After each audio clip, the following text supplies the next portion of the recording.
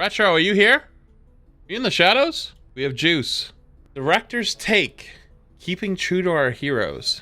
This is story time with Aaron Keller. Alright, I'm in. Aaron Keller, Blizzard Entertainment. This is a piece written by Aaron. Okay, I feel like this is kind of rare. Hello, we're back with another update. Dude, it's been like a week.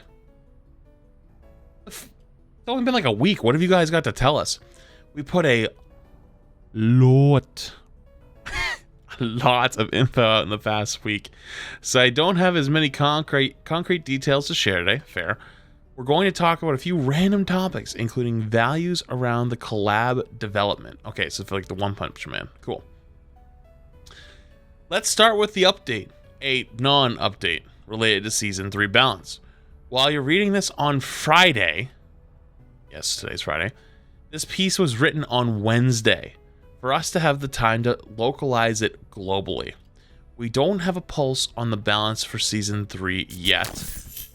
As for our changes have only been live for a few hours.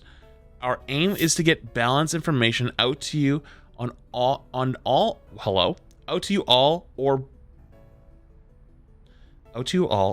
or before my next update. And if it looks like there are big issues with balance, our intention would be to fix them before the mid-season patch. Whoa.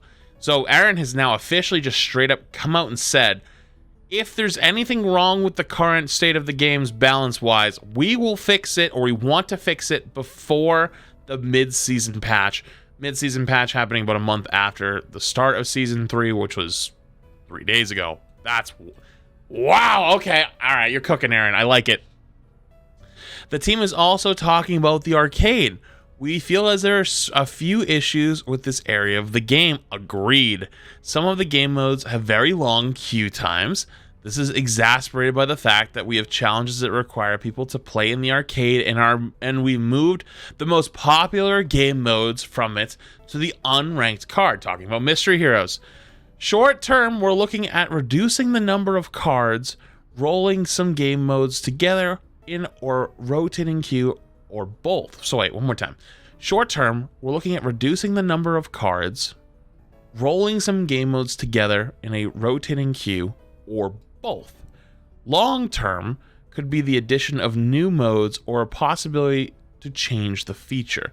So basically, there's a big problem, especially in like regions like Australia, where if you want to play your 5 arcade games, it can take up to 30 minutes to get a game. The other small thing is, okay, this doesn't have to do with just arcade. I think the tank changes were good. Nice step in the right direction for non-roll queue changes. But certain things like Junker Queen just don't make sense at 300 HP, like, or Doomfist. Like, it's really hard to play those tanks. Like, it's just, you know. Last week, we talked about push maps having a higher frequency than other maps. It was about 30% more. We implemented a quick fix this week that should go part way to balancing this out. Depending on how big of an effect it has, we might need to do more to this in the future. Wow, dude, they're tuning down how much we're getting push. Oh, thank God. You know what? I have a hot take. I actually think that by tuning the game mode to be less frequent, people will start to enjoy it more. My big problem in the betas for Overwatch 2 was I felt like they were jamming push down my throat for data for the launch of Overwatch 2. And then Overwatch 2 launched, and they wanted to show people the new game mode, and it felt like it was still getting jammed down my throat, and that's why I think a lot of people started to hate the game mode. If you're not getting it like 7 times a day, you're only getting it maybe once a day, people are going to be a lot happier. That's my personal take. In development values around collaborations, then just skip into the next part, or sorry, just skip this next part and log into Season 3. wait a minute. Let me reread that. Sorry, I got kind of distracted. If you're not interested in development values around collaborations, then just skip the next part and log into Season 3. Wow, they literally just said, yeah, you're gonna get bored of this. Just go fucking play, dude. We're really excited for the One Punch Man collaboration this season, but this is something that we've never done to this scale. We would think the world of Overwatch and its heroes are special, and that their looks and sounds are essential to the gameplay, which, by the way, sound has been really loud this week. Just a small note. I don't know what it is. And we wanted to preserve that while still having the ability to put other exciting franchises and brands into the game. You'll notice with the One Punch Man skins with an S, So it's not just one, it's multiple. That our heroes are wearing heroes, multiple, with an S, are wearing a costume of a One Punch Man character. They still look like heroes on the battlefield, and they still sound like our heroes. Our intent is to integrate other characters into Overwatch, but not to replace our heroes. We'll learn each time we do this. We're planning on more and get better at them each time. Hot take, I think it would be really cool if client side there was like cool sound / voice lines that were like One Punch Man themed, but it didn't like affect the gameplay to other people, you know? Our art director Dion expanded on how we are approaching this and an art perspective in this interview. That's it. We'll be back in a week or two with more updates. See you in game, Aaron. I believe this is the one we already looked at. Yes, we've already seen this one. That article was edited, possibly. But honestly, you know what's crazy though? I gotta say though, so really fast. They didn't really have a whole lot to update us with here. Like, this is like a very small, like, hey, we don't have a whole lot to tell you, but we still wanted to give you a quick update. That's rare. Like, they've never done this. Like, they're like, hey, we don't have a whole lot to tell you, but we are looking at doing these couple other things, and we're excited for the One Punch Man stuff, and we also are just getting ahead of they're getting ahead of the game and being like, hey, if we find out in a week from now that Ball is too busted for the game, we will nerf them before the mid-season patch. That's kind of cool. That's kind of cool. That's awesome. I like that.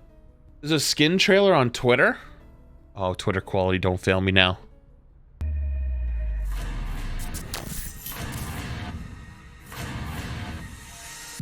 One punch is all I need.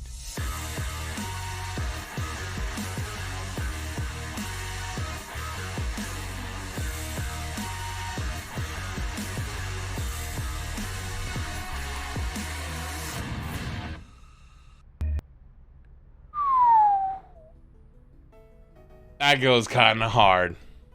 That goes kind of hard.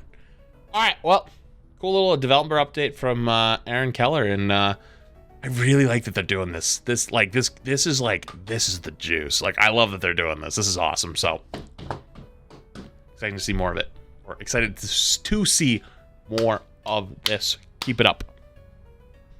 I could totally see a Tatsumaki Mercy skin. Honestly, listen, I've said this before. If I was the lead of Overwatch, and I was going to drop that massive Mercy change at Season 2, I would have held it a little bit longer and waited for a Tatsumaki skin for Mercy and dropped them at the same time. So, like, when the war began and, like, half the people are pissed, or when everybody's pissed about the changes, the other half are excited for the skin, and then let them fight each other. Love to see what you have to say. Do not let them be united. Like, divide and conquer them, you know?